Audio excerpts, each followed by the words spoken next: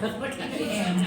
Nah, di awal sudah disampaikan Pak Gorka bahwasanya IDM ini akan menjadi prioritas atau menjadi visi misi kabupaten gitu ya. Di mana untuk tahun ini diharapkan kita melahirkan dari hasil pemutahiran IDM melahirkan desa mandiri. Kalau targetnya 15, tetapi harapannya bisa lebih begitu ya. Kemudian kita diminta untuk memetakan kira-kira dari hasil pemutahiran yang tahun 2021 desa mana saja yang mendekati ketika dikawal untuk menjadi desa mandiri. Karena memang untuk saat ini mulai tahun 2021 gitu ya, pemerintah mulai dari tingkat pusat termasuk pemerintah daerah ini akan memberikan apresiasi bagi desa yang berkinerja baik. Harapannya dengan program-program tersebut bisa memotivasi desa agar berkinerja baik, bukan hanya berorientasi penambahan bantuan keuangan, tetapi secara keseluruhan meningkatkan kinerja, mulai dari pemerintah desa, lembaga yang ada di desa, termasuk intinya berupaya untuk kemajuan desa, begitu ya. Pak, kalau biar lebih jelas ya. Iya. Tambah cantik.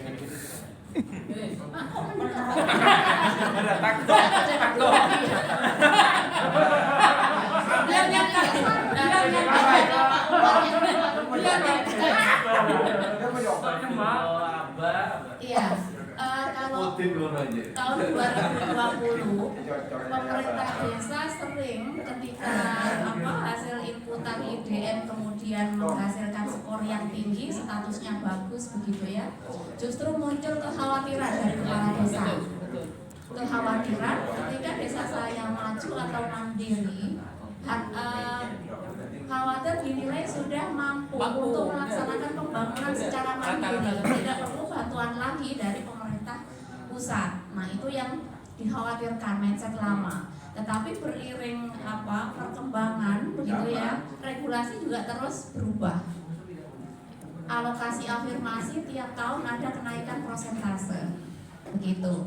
Kemudian kepala desa sering menyampaikan tidak ada pengaruhnya ketika IDM kita skornya tinggi begitu, tidak terasa dampaknya. Nah, ketika kemudian di tahun 2021 kita mulai menelurkan 10 desa mandiri, dan ternyata di tahun 2022 ini sangat dirasakan manfaatnya. Yang pertama, penyaluran, kalau biasanya 3 kali, sekarang cukup 2 kali bagi desa mandiri. 60% cukup signifikan begitu. Kemudian ada apresiasi untuk alokasi kinerja, ya, dan di situ cukup besar tambahan dana desa 241 sekian juta. 906. Ya. 241 906 ribu rupiah. Ya. Tambahan untuk alokasi kinerja khususnya desa mandiri. Nah, ini 1 tahun ya, termasuk pastinya. Mantap Pak Silian. Ada apresiasi juga dari Gubernur Jawa Timur berupa program kegiatan desa berdaya. Ada tambahan senilai 100 juta. Sebetulnya di awal 10 desa mandiri di Kabupaten Lumajang seluruhnya diakomodir. Tetapi ternyata harus ada realokasi karena status pandemi masih ada gitu ya, virusnya masih ada dan harus tertangani di tahun ini, sehingga ada realokasi yang seharusnya 151 desa di Jawa Timur mendapatkan alokasi desa berdaya, sekarang berkurang sehingga tidak berdaya, sehingga di Kabupaten Lumajang dari 10 hanya 3 yang diakomodir desa berdaya. Masih jauh. Dan tahun 2022 ini untuk penilaian ini masih menjadi kewenangan pusat. Harapannya di tahun 2023 penilaian itu sudah menjadi kewenangan pemerintah daerah. Ya. Jadi desa yang berkinerja baik itu yang menentukan dan yang menilai adalah pemerintah daerah. Dan itu tergantung dari pelaporan dan pendampingan kita. Ya, kalau saat ini mungkin hanya tergantung dari aplikasi yang ada atau yang disiapkan oleh Kementerian Pusat. Jadi itu pun masih tergantung dari update tidaknya. Iya, karena cut off itu tidak ada pemberitahuan dari pusat. Jadi bagi teman-teman yang aktif melaporkan secara rutin begitu. Jadi ketika cut off sewaktu-waktu, desa sudah bagus progresnya. Karena yang terjadi banyak protes dari bawah, kenapa saya progres baik gitu ya, dinilai kinerjanya baik, tetapi kok tidak mendapatkan alokasi kinerja. Nah ternyata setelah ditelusuri, laporan yang disampaikan ke pusat itu ternyata tidak rutin atau mungkin rapelan gitu. Jadi sewaktu-waktu cut off data itu ternyata kok dilala desa apa belum update, tapi ternyata data sudah diambil dari kementerian atau lembaga di pusat begitu. Aplikasi apa itu? Seperti salah satunya ada Omspan, kemudian MonFDD gitu ya. Kalau dulu ada CVD, kalau sekarang MonFDD. Nah itu juga teman-teman kenapa harus kita selalu menyampaikan harus selalu update begitu. Karena pusat melihatnya atau memantaunya dari sana. Sewaktu-waktu ingin tahu data langsung melihat dari aplikasi MonFDD. Begitu. Kemudian di tahun 2023 nanti pemerintah daerah juga akan memberikan apresiasi bagi desa yang berkinerja baik melalui program dana insentif desa. Dan untuk penilaiannya itu adalah berdasarkan capaian tahun 2022. Jadi penilaian di 2022 nanti penetapannya dan pelaksanaan dana insentif desa itu di tahun 2023. Nah itu beberapa keunggulan ketika desa berstatus mandiri. Bukan kemudian malah dikurangi untuk jumlah bantuan yang ada dari pusat. Begitu ya, itu pertama yang harus ditekankan ke desa. Kemudian untuk pemutakhiran data IDM beberapa minggu lalu sudah kita share surat dan PTO, SOP gitu ya, SOP pemutakhiran IDM. Jadi untuk jadwal dari pusat dan provinsi untuk sosialisasi dan BIMTEK itu mulai tanggal 1 Maret sampai dengan 31 Maret sosialisasi. Kemudian proses pendataan dimulai 1 April sampai dengan 31 Juni. Oh Juni. 30 atau 31, oh akhir Juni gitu ya. Baru nanti ada Mei. 1 bulan. Iya. Mei, April, Mei, Juni iya. itu sudah proses Verifikasi ya. dan validasi, Ya. mulai dari tingkat kecamatan, kabupaten dan provinsi. Ya. Tanggal 1 Juli itu sudah data Masuk. harus diterima di Kementerian Desa Ya. untuk dilakukan pengolahan. Ya. Maksimal tanggal 10 Juli harus sudah diterima oleh Kementerian Keuangan sebagai dasar penetapan besaran alokasi dana desa tahun 2023. Kemudian di surat poin terakhir, untuk proses pemutakhiran IDM bisa menggunakan anggaran dari dana desa, gitu ya. Kalau kemarin hanya untuk operatornya mungkin, kalau sekarang ketika memang dibutuhkan untuk sosialisasi dan BIMTEK itu silakan desa. Nah, valid dan tidaknya itu juga menjadi tanggung jawab teman-teman. Berjalan dan tidaknya itu juga menjadi tugas, salah satu tugas dari teman-teman. Dan ini akan menjadi bagian dari evaluasi kinerjanya tim pendamping profesional. Kalau ditanya, apa keuntungan ketika desa kita berstatus mandiri? Ketika sudah yang terbukti itu disampaikan ke desa, saya yakin desa sangat optimis ya, antusias untuk meningkatkan status atau untuk berkinerja baik. Begitu. Kemudian kalau kita analisa dari data tahun 2021, ya berdasarkan skor IDM, ini kita petakan 15 sebetulnya 15 desa yang kita petakan untuk ditarget menjadi desa mandiri. Tetapi masih memungkinkan ketika di satu kecamatan itu dipastikan ada salah satu desa yang dikawal atau didorong untuk menjadi mandiri. Kalau target Pak PRT tahun lalu harapannya kan tiap kecamatan muncul minimal satu untuk bisa mandiri, tetapi itu tidak tercapai karena memang masih dinilai belum layak. Ya. Nah, untuk tahun sekarang ini teman-teman diminta mengawal serius begitu berkaitan dengan lahirnya desa mandiri. Ini kita sampaikan pemetaan dari hasil scoring tahun 2021. 15 desa yang memiliki skor tertinggi di bawahnya 10 desa berstatus mandiri. Begitu ya. Kemudian ada yang tanya, apakah memungkinkan ketika desa berkembang kemudian langsung loncat menjadi desa mandiri?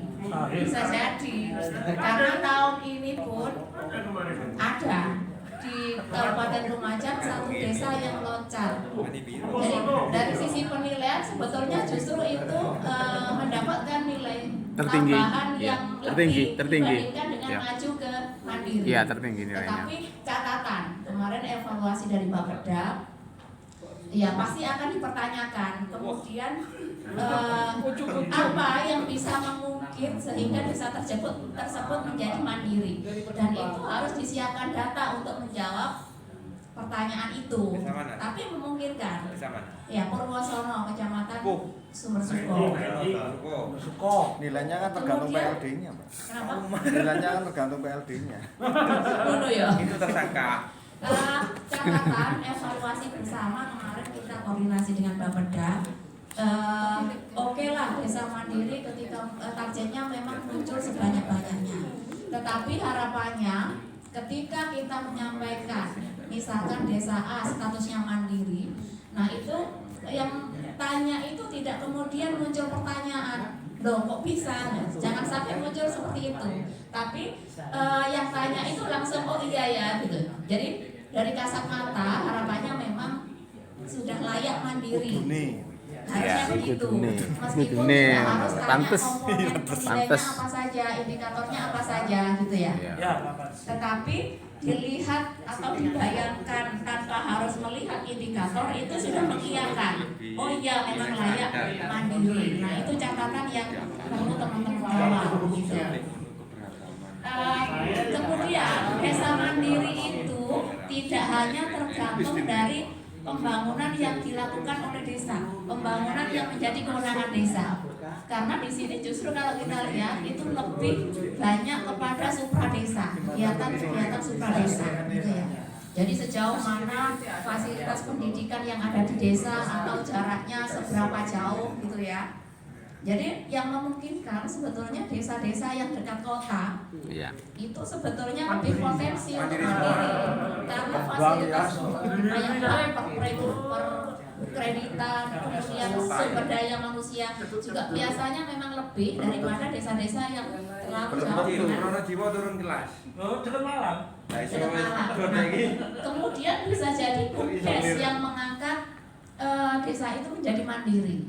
BUMDesnya ternyata maju pesat gitu ya, dikenal ketika wisata misalnya Penanggal yang punya Tirta View.